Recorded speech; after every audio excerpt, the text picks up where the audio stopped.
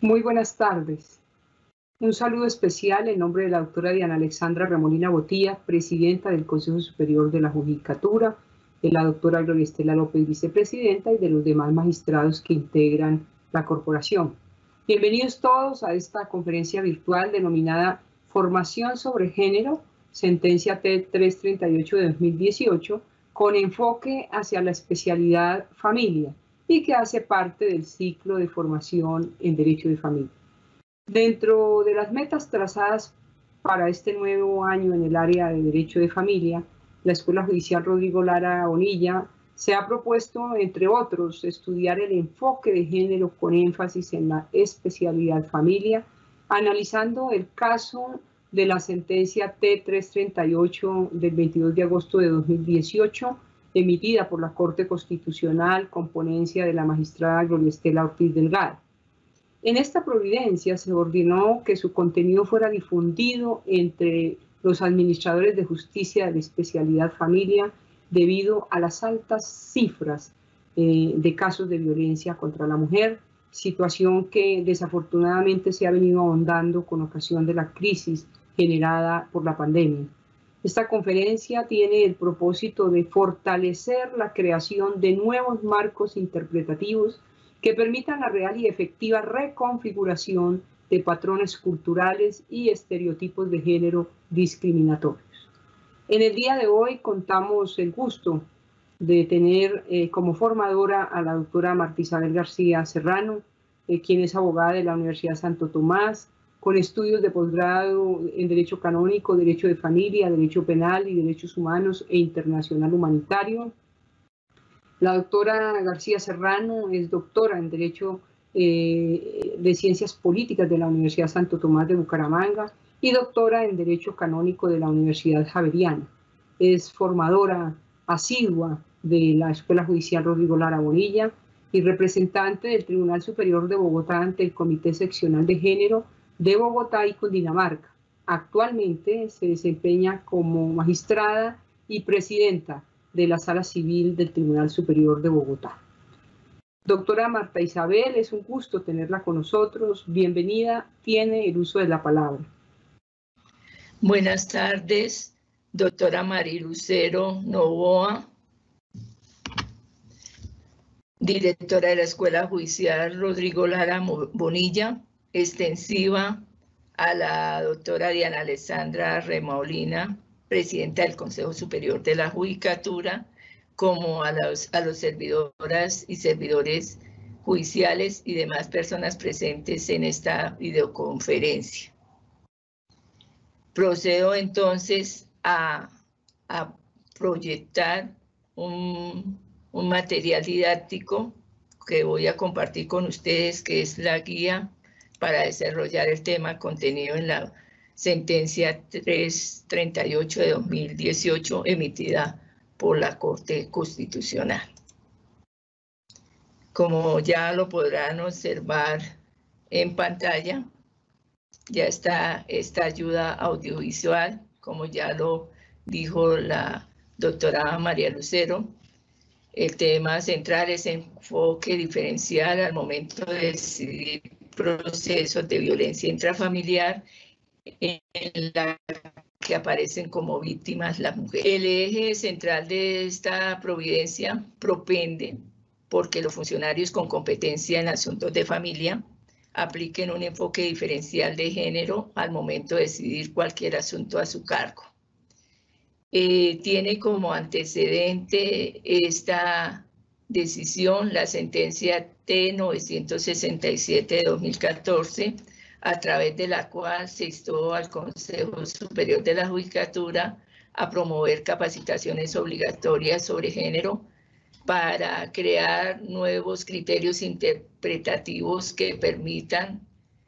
reconfigurar estos estereotipos discriminatorios. Este precedente constitucional ha sido aplicado también por nuestro más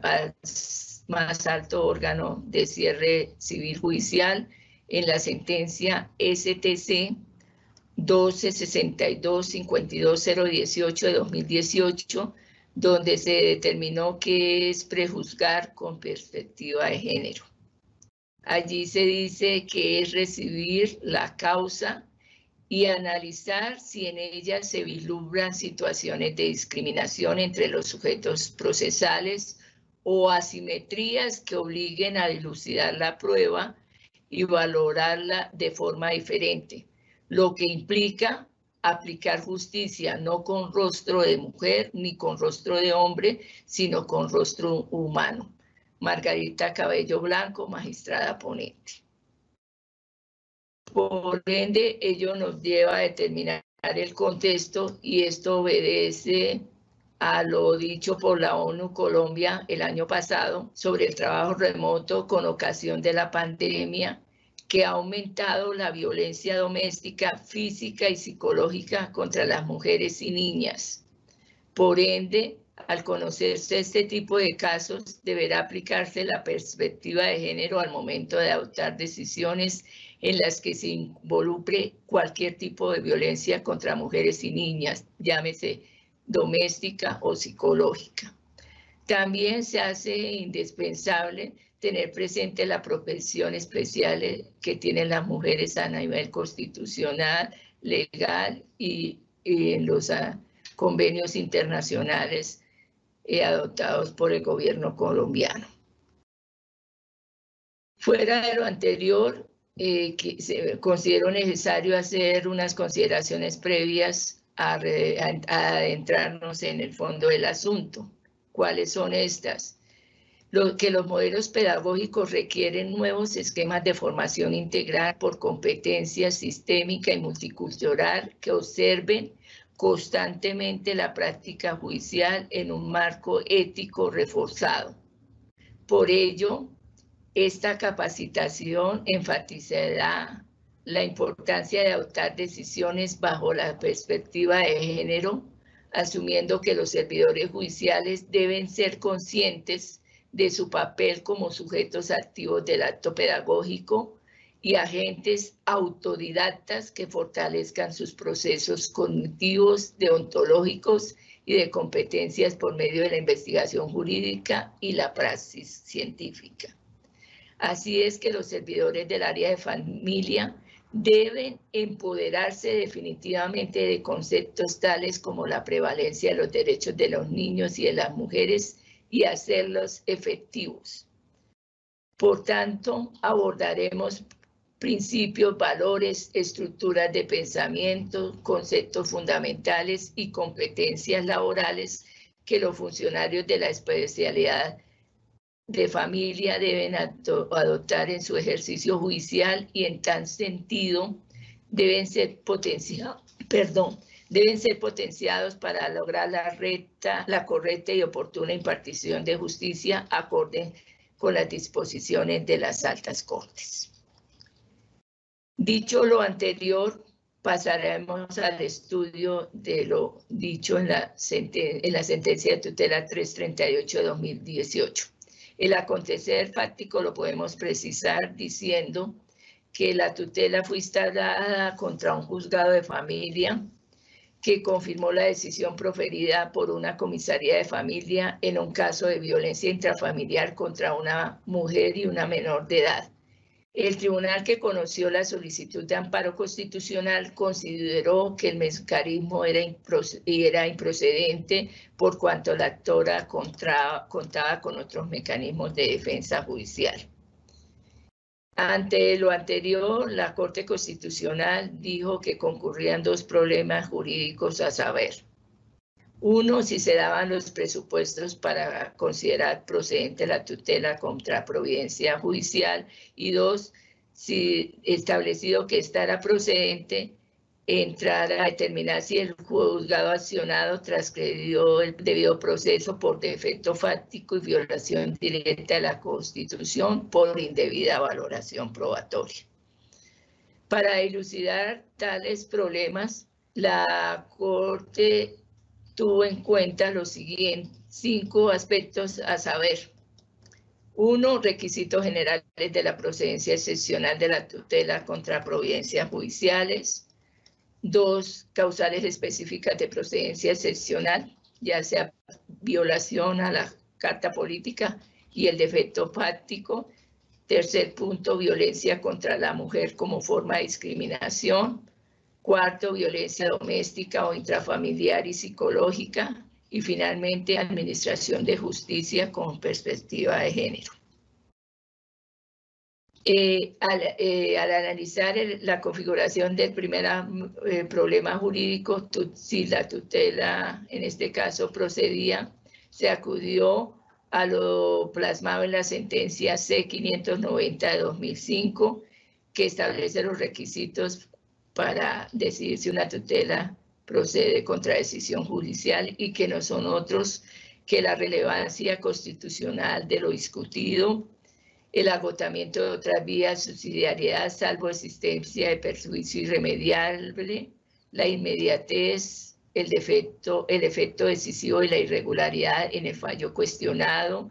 la identificación clara de los hechos y derechos fundamentales vulnerados y finalmente el principio de que la tutela no procede contra otra tutela.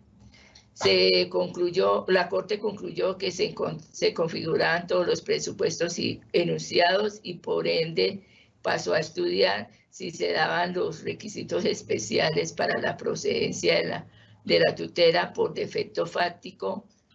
y violación directa de la Constitución por indebida valoración probatoria.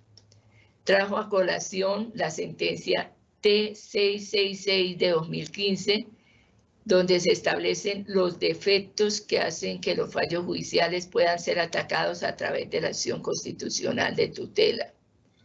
Estos son 8, a saber, defecto orgánico, defecto procedimental absoluto, defecto fáctico, que fue uno de los mencionados, error inducido, decisión sin motivación, desconocimiento del precedente, violación directa de la Constitución, otro tema traído a colación, y finalmente defecto material o sustantivo. Entonces, como ya dijimos que el fallo objeto de tutela es atacado por defecto fáctico, por indebida valoración probatoria, la Corte trajo la sentencia T442 del 94, donde se establece cuando se configura ese defecto fáctico. Y esto hace referencia a 2 situaciones, a saber, cuando hay omisión de decreto de pruebas necesarias para el esclarecimiento de los hechos o cuando hay valoración caprichosa y arbitraria de las pruebas recopiladas o no se valoró en su integridad el material probatorio. A su vez, este defecto tiene 2 dimensiones, a saber, una positiva y otra negativa. La positiva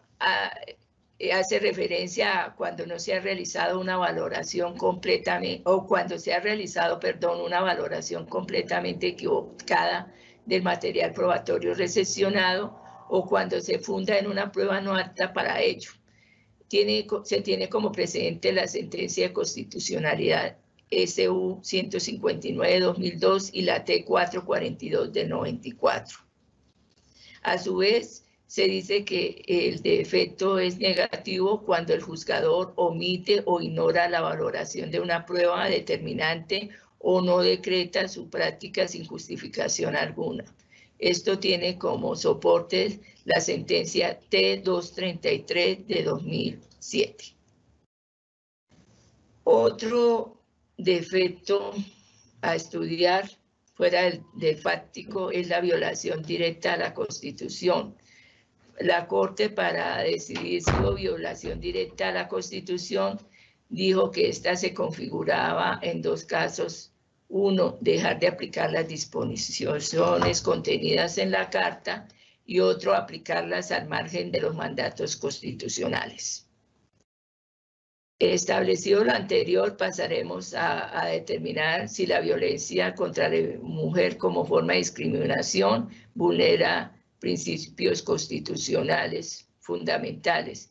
Y en la sentencia 967, sentencia de tutela de 2014, dice que vulnera el principio de igualdad y no discriminación previsto en el artículo 13 de la Carta Política. Se dice que esa violencia contra la mujer como forma de discriminación es una manifestación de las relaciones de poder históricamente desiguales entre mujeres y hombres. Esto tiene como soporte lo dicho en la Cuarta Conferencia Mundial sobre la Mujer, Beijing, 1995, párrafo 118, que conduce a perpetuar la discriminación contra esta y a obstaculizar su pleno desarrollo.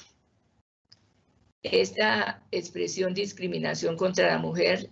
también aparece desarrollada por el artículo 1 del CEDAW y dice que denotará toda distinción, exclusión o restricción basada en el sexo que tenga por objeto o por resultado menoscabar o anular el reconocimiento, goce o ejercicio por la mujer independientemente de su estado civil, sobre la base de la igualdad del hombre y la mujer, de los derechos humanos y las libertades fundamentales en las esferas política, económica, social, cultural y civil o en cualquier otra forma. A su vez, la Declaración de la ONU sobre la eliminación de la violencia, año 1983, reiterada por el párrafo 113 de la Cuarta Conferencia de Beijing y por los artículos 1 y 2 de la Convención Belén de Pará, dicen que todo acto de violencia basado en la pertenencia al sexo femenino que tenga o pueda tener como resultado un daño o sufrimiento físico, sexual o psicológico para la mujer, así como las amenazas de tales actos, la coacción o la privación arbitraria de la libertad, tanto si se producen en la vida pública como en la vida privada, constituyen este tipo de violencia. Tales convenios citados aparecen consagrados en la Constitución Política Colombiana, concretamente en el capítulo de Derechos Constitucionales Fundamentales. Así, en el artículo 13 se consagra derecho a la igualdad entre hombres y mujeres ante la ley. En el 43, la igualdad de derechos y oportunidades y se proscribe cualquier tipo de discriminación contra la misma. Y finalmente, en el artículo 93, se dice que los acuerdos internacionales, al estar debidamente ratificados por Colombia, hacen parte del ordenamiento jurídico interno, lo que respalda la aplicación de estos acuerdos. Tales mandatos constitucionales aparecen desarrollados en las leyes 294 de 1996 y 1257 de 2008. En la primera se propende eliminar la brecha histórica entre hombres y mujeres en temas económicos, laborales, maternidad, acceso a cargos públicos, libertades sexuales, igualdad de oportunidades, violencia contra la mujer y formas de combatirla. Y en la ley 1257 se dictan normas sobre sensibilización, prevención y sanción de todas las formas de violencia y discriminación contra las mujeres, consagrándose en su artículo 4 principios de interpretación, atención diferencial que se deberá prestar por parte del Estado a la atención y necesidades específicas de colectivos de mujeres especialmente vulnerables. Además de la jurisprudencia ya mencionada, es importante tener en cuenta la sentencia 408 de 1996 emitida por la donde determina que se tiene como forma de discriminación por razón del sexo y vulneración de derechos humanos la violencia grave en el hogar, una tortura invisibilizada por diversos factores como prácticas culturales, tradicionales, que establecen estereotipos sobre la mujer y por la consideración a la familia, a sus miembros, se circunscriben a un espacio privado y de poca acción estatal. Esto en la recomendación general número 19 del 29 de enero de 1992. A pesar de los esfuerzos generales, aún persiste la violencia intrafamiliar. Por ello, se hace necesario que la sociedad y el Estado encaminen sus acciones hacia la generación de nuevos marcos de interpretación de la violencia contra la mujer. Esto tiene como antecedente datos de medicina legal entre años 2014 a 2017, diciéndose que entre los primeros 2 murieron a diario 2 mujeres por su condición. Y en el 2017 el feminicidio aumentó un 22%, lo que llevó a concluir que 35.690 casos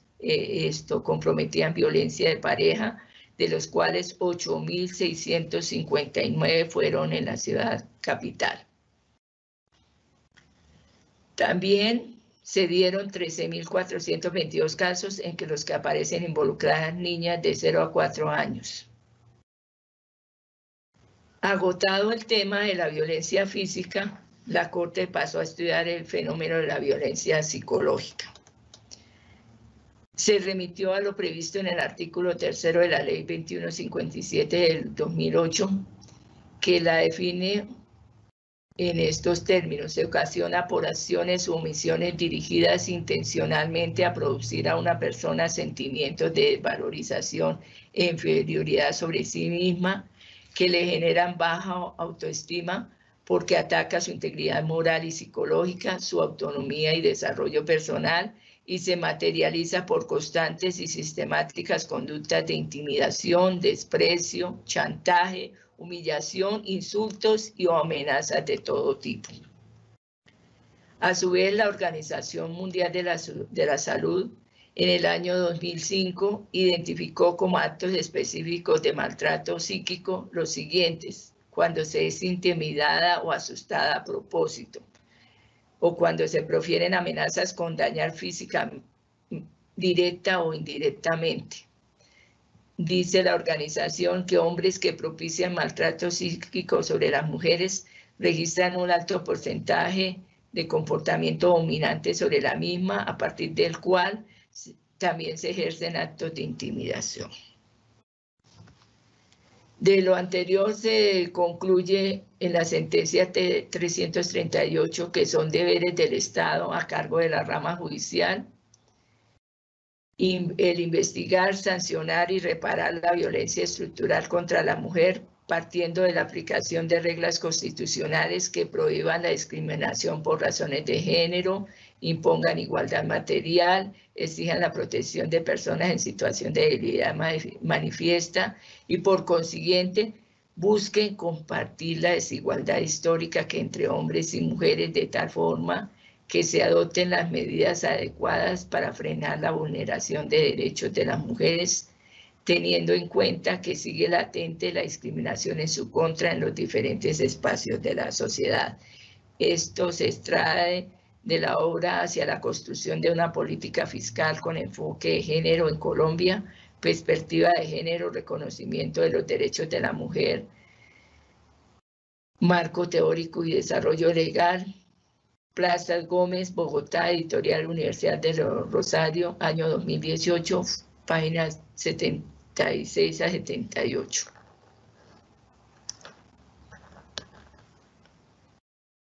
De lo anterior se vislumbra que existe limitación para las mujeres al denunciar. ¿Por qué se dice eso? Porque la tolerancia social de estos fenómenos trae como consecuencia la ineficacia de los procedimientos y las dificultades probatorias a las que se enfrentan los administradores de justicia competentes. Se dice que por ello existen altos niveles de impunidad y el mantenimiento de conductas discriminatorias contra las mujeres, incluso de parte de quienes deciden estos casos.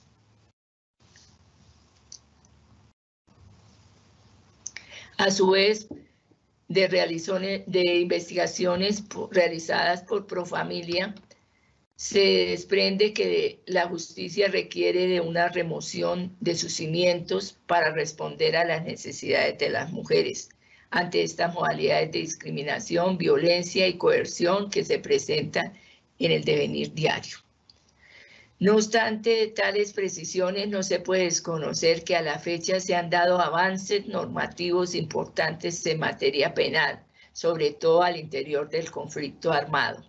que han permitido desnaturalizar la violencia física y sexual contra las mujeres y le han otorgado escenarios judiciales propicios para obtener reparaciones, reivindicaciones y sanciones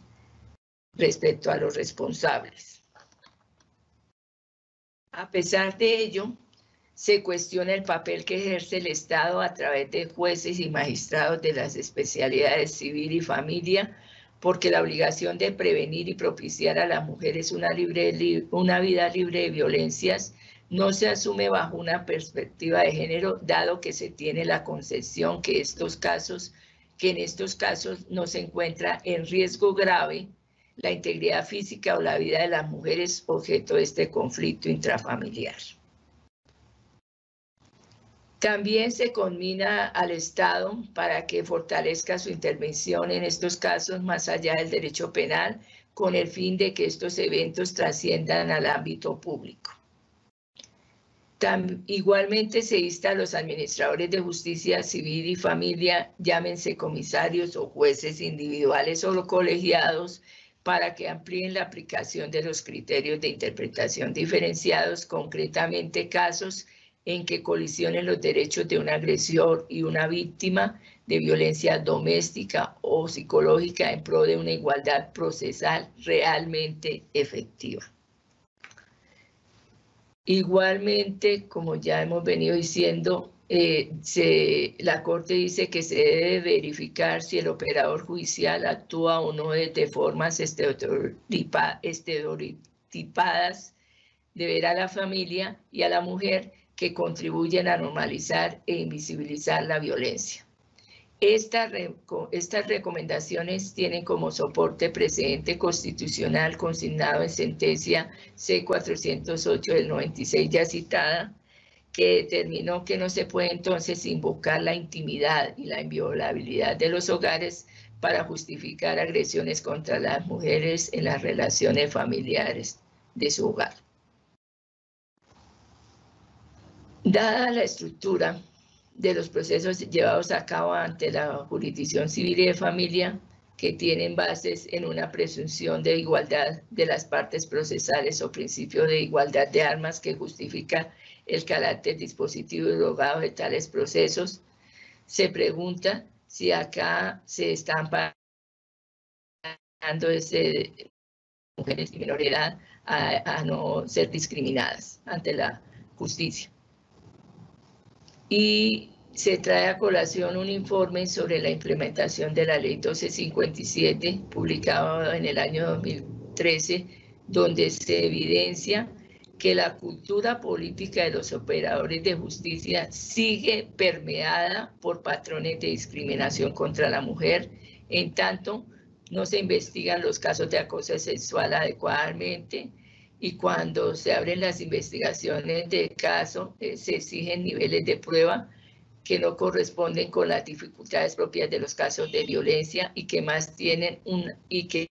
bien tienen una valoración soterrada de la menor gravedad del riesgo. A su vez, obra un informe de la Relatoría de la Comisión Interamericana de Derechos Humanos, en los que dice que los derechos humanos de la mujer, acceso a la administración de justicia para mujeres víctimas de violencia en las Américas, revela que se ha constatado que ciertos patrones socioculturales discriminatorios influyen en las actuaciones de los funcionarios en todos los niveles de la rama. Por tanto, se dice que es evidente que los esfuerzos en favor de la eliminación de la violencia y la discriminación contra las mujeres desde la Administración de Justicia no han sido suficientes, porque la razón ¿cuál es? La razón se dice que es que falta ahondar en la construcción de marcos interpretativos que ofrezcan a los operadores jurídicos visiones más amplias y estructurales del problema, que les permitan ofrecer sus soluciones judiciales integrales y que aporten desde su función a la reconfiguración de los mencionados patrones discriminatorios. Como en el fallo revisado también aparece comprometida una menor de edad, la sala también entró a tratar el tema de la naturaleza y alcance del interés de esta, trayendo a colación lo previsto en el artículo 4 de la Constitución Nacional, que protege los derechos de los niños, niñas y adolescentes, catalogándolos como fundamentales y por ende con prevalencia sobre la de los demás de la sociedad. Esto aparece tratado en la sentencia 387 de 2016, estableciendo a su vez que la familia, la sociedad y el Estado son responsables de proteger sus derechos y ejercer los correlativos correctivos por dicha connotación en el ordenamiento jurídico. En la citada Convención sobre los Derechos del Niño, que hace parte del bloque de constitucionalidad y por ende al tenor del artículo 93 de la Constitución Nacional, hace parte de nuestro derecho interno, consagrando la obligación de las autoridades de tener una consideración especial para la satisfacción y protección de los derechos de los niños, concretamente en el artículo 3.1, donde dispone que todas las medidas concernientes a los niños que tomen las instituciones públicas o privadas de bienestar social, los tribunales, las autoridades administrativas o los órganos legislativos deben tener una consideración primordial para que prime ese interés superior. De allí también se desprendió la fijación de criterios jurídicos para determinar el interés superior de los niños, niñas y adolescentes. ¿Cuáles son estos criterios? Uno hace referencia a la garantía de desarrollo integral. Otro a la garantía de existencia de condiciones necesarias para el pleno ejercicio de sus derechos fundamentales. Un tercer criterio se refiere a la protección frente a los riesgos prohibidos. Un cuarto hace referencia al equilibrio de sus derechos con los de sus familiares. Un quinto compromete la provisión de un ambiente apto para su desarrollo. El sexto criterio concreta la necesidad de justificar la intervención del Estado con los familiares, con los demás miembros de su familia. Y un séptimo habla sobre la evasión de cambios desfavorables en las condiciones de los involucrados. Esto tiene como soporte las sentencias T397 de 2004 y 572 de 2010. Lo anterior llevó a decir que las autoridades administrativas y judiciales, al adoptar una decisión en la que pueda resultar involucrados los derechos de un menor de edad, deberán aplicar el principio de primacía del interés superior. También se dice que el mecanismo idóneo y eficaz previsto por el legislador para resolver los asuntos relacionados con la protección de tales derechos es la jurisdicción de familia. Que el administrador no debe limitarse a cumplir simplemente con las reglas procesales. Para la Corte Constitucional, en el caso bajo estudio, el juez de familia accionado incurrió en defecto fáctico y violación directa de la Constitución al emitir la sentencia en grado de consulta dentro del incidente de incumplimiento de medidas de protección bajo argumentos que en este caso contribuyen a perpetuar la violencia y la discriminación con la mujer y la invisibilidad de la violencia doméstica y psicológica que padece la accionante al interior de su hogar, aún después de la separación de su antiguo compañero permanente. Siendo así, la Corte explicó que la violencia psicológica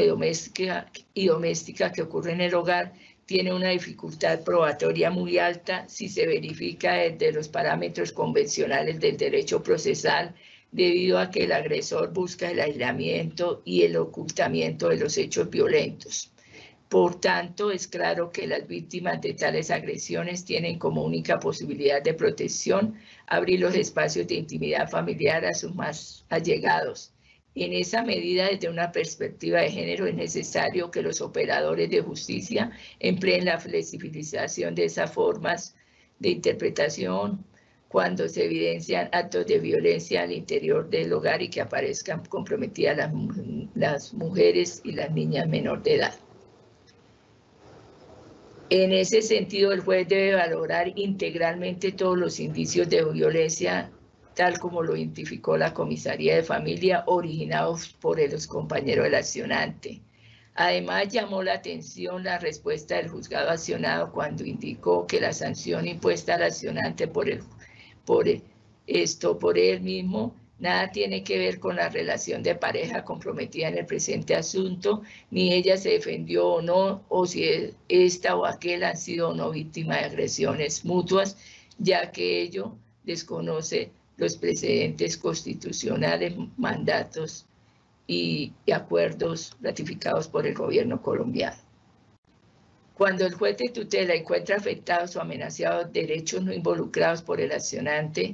caso de autos, oficiosamente en aras de buscar la verdad y la protección eficaz de los derechos fundamentales afectados, deberá proceder a ello por aparecer involucrado un menor de edad víctima de la violencia originada por su parte, ya que compromete el derecho fundamental a vivir libre sin violencias. Agotado el tema desarrollado en la sentencia de tutela 338, se dan las siguientes conclusiones, a saber, primera, es evidente que los esfuerzos en pro de la eliminación de la discriminación de género contra la mujer y las niñas en la Administración de Justicia no han sido suficientes y por ende se debe ahondar en la construcción de marcos interpretativos que ofrezcan a los operadores judiciales visiones más amplias y estructurales del problema, a fin que ofrezcan soluciones integrales y que aporten la reconfiguración de tales patrones culturales discriminatorios. Segunda conclusión, hace referencia a que las autoridades administrativas y judiciales de la especialidad familiar son los llamados a garantizar el interés superior de los niños, niñas y adolescentes, como los asuntos de violencia intrafamiliar, a fin que sus derechos al debido proceso y a disfrutar de una vida libre de violencia sean efectivos, ya que no pueden limitarse simplemente a cumplir con las reglas procesales, en razón que lo que les corresponde es adoptar las medidas que consideren oportunas, conducentes y convenientes para el efectivo ejercicio de tales prerrogativas. Tercera conclusión, que en ningún caso los derechos de un agresor pueden ser ponderados judicialmente con mayor peso que los derechos humanos de las víctimas de violencia en cabeza de mujeres y niñas, porque ello podría dar lugar a una desproporción en las sanciones impuestas, ya que se desconocería la perspectiva de género en razón a que la regla pertinente es valorar todas las cargas que soportan las víctimas por los actos de violencia física o psicológica cometidos por las parejas, tales como irse del hogar, y buscar refugio en otro sitio familiar o detentado por el Estado, o ignorar pruebas en las que se indica expresamente la prohibición de involucrar hijos menores de edad en los problemas maritales, porque ello afectaría derechos de estos. Cuarta conclusión, no se puede invocar la intimidad y la inviolabilidad de los hogares para justificar agresiones contra las mujeres en las relaciones privadas y domésticas. Quinta, hace referencia a que una mujer agredida no goza de presunciones que la favorezcan ni de facilidades procesales para acreditar el delito, pero ello no quiere decir que el funcionario que va a decidir su caso pueda pasar por encima de esos mandatos constitucionales y normas contenidas en tratados internacionales como precedentes judiciales y no amparar los derechos invocados. Y finalmente, no se puede mantener el velo de la igualdad de armas procesales sin que ello implique el desconocimiento de las obligaciones estatales de prevenir, investigar y sancionar cualquier tipo de violencia contra la mujer. Agotado el tema contenido en la sentencia 338 de 2018, doy nuevamente la palabra a la señora directora de la Escuela Judicial para lo que estime pertinente. Muchas gracias, apreciada doctora Marta Isabel. Vamos al fragmento de preguntas. La primera, estimada doctora, ¿es posible mantener el velo de la igualdad de armas procesales propugnada en el derecho civil y en el derecho de familia sin que ello implique el desconocimiento de las obligaciones estatales, como usted bien lo decía, de prevenir, investigar y sancionar cualquier tipo de violencia contra la mujer? Bueno, frente a toda la discriminación estructural contra las mujeres que persiste en muchos ámbitos, ya sea jurídicos, judiciales, una mujer víctima de la violencia intrafamiliar en Colombia no está en igualdad de armas procesales en un proceso civil o de familia o ante las comisarías de familia. ¿Por qué razón? Porque según lo que consta en la sentencia 338 y que se ha traído a colación acá, un informe sobre implementación de la Ley 1257 de 2008 evidenció que la cultura política de los operadores de justicia sigue permeada por patrones de discriminación sobre la mujer, ya que, como en el caso que acá se analizó, no se decidieron adecuadamente lo planteado por la accionante y se le impuso una sanción en igualdad de condiciones al agresor, sin tener en cuenta que él fue el que inició los conflictos de pareja, y lo que hizo la accionante fue defenderse ante esto. Por ende, esto todavía se mantiene ese tipo de desigualdad, no a propósito, sino porque los funcionarios intervenientes en la decisión de esos casos no valoran las pruebas de manera adecuada e integral, sino lo hacen bajo un formulismo, dado esos prejuicios que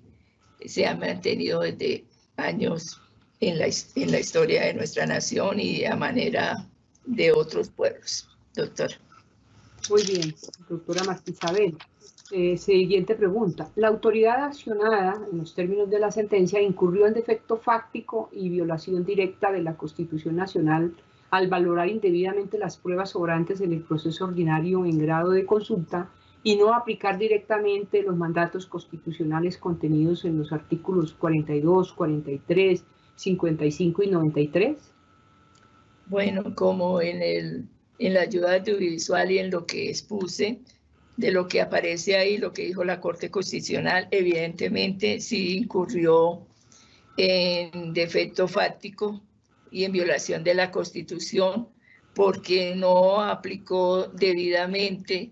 esos mandatos constitucionales, y fuera de eso el acontecer fáctico obrante en el proceso que dio lugar al fallo cuestionado. No se analizaron una serie de conductas asumidas tanto por el agresor como la accionante y que eran indicadoras de esa violencia física al interior del hogar, y que dio lugar también a una afectación en su psiquis. Por consiguiente, eso dio lugar, como ya dije, a la revocatoria del fallo emitido por el juez colegiado, que dijo que no había vulneración de los derechos de la mujer y de la niña involucrada, y ordenó tutelar sus derechos y por ende que se restableciera la condición propia para el ejercicio de los derechos y a una vida libre de violencias. Doctora Marta Isabel, ¿a qué se debió que el juzgado accionado no tuvo en cuenta como indicativos de violencia contra la mujer accionante lo obrante en el plenario? Como ya lo dije en la respuesta anterior, a pesar de los documentos, de los informes sobre riesgos, tanto vertidos por el accionante como su expareja o compañero permanente, el concepto de la psicóloga que valoró la versión de la menor comprometida y otra serie de pruebas que aparecen en el plenario, no fueron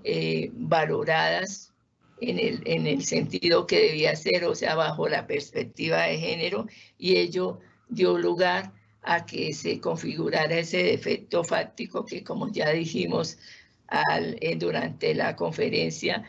podía ser por defecto positivo o negativo, y acá fue por negativo porque no tuvo en cuenta esas probanzas, sino simplemente se limitó a tener en cuenta la versión de la menor comprometida hija de los padres ahí comprometidos en ese litigio, que a la postre, como aparece expresamente por la profesional del derecho psicóloga, no se podía tener en cuenta en ese momento, ya que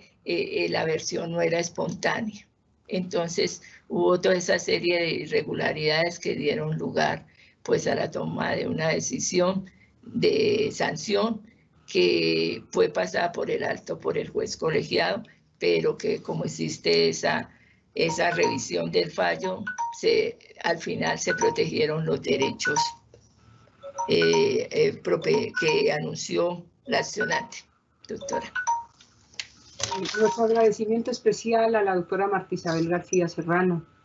por su clara y ponderada explicación sobre la importancia del enfoque de género con énfasis en la especialidad familia, que sin duda permitirá a la comunidad judicial comprender los mecanismos y líneas jurisprudenciales a partir de esta muy importante sentencia T338 de 2018, con el fin de fortalecer los criterios de interpretación al interior de la especialidad familia y de igual forma reflexionar sobre la importancia de proteger los derechos fundamentales de las mujeres, de los niños, niñas y adolescentes, catalogándolos como siempre prevalentes sobre los demás en la sociedad. Un agradecimiento especial también a los servidores y servidoras judiciales, así como a todas las personas que actúan en el sector justicia y que se conectaron a esta conferencia virtual. Y a propósito del día de hoy, nos despedimos con una frase del exsecretario general de la ONU, Kofi Annan. La igualdad de las mujeres debe ser un componente central en cualquier intento para resolver los problemas sociales, económicos y políticos. Muchas gracias, una feliz tarde para todos y para todas.